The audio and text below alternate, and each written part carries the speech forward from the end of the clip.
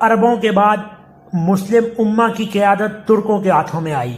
عربوں کی طرح ترک بھی بے شمار خوبیوں کے مالک تھے۔ ترک قبائل بہادر، جری، ذہین و فتین اور اپنی روایات اور مذہب سے بے پناہ محبت کرنے والے تھے۔ عباسی سلطنت کے زوال کے بعد ترکوں نے سلجوقی سلطنت کی بنیاد رکھی۔ وسط ایشیا، افغانستان اور بر صغیر کو اسلام کی دولت پہنچانے والے ترک ہی تھے۔ سلطان محمود غزنوی اور بر صغیر پر مغلیہ سلطنت سے پہلے حکومت کرنے والے خلجی اور تغلق خاندان بھی ترک تھے۔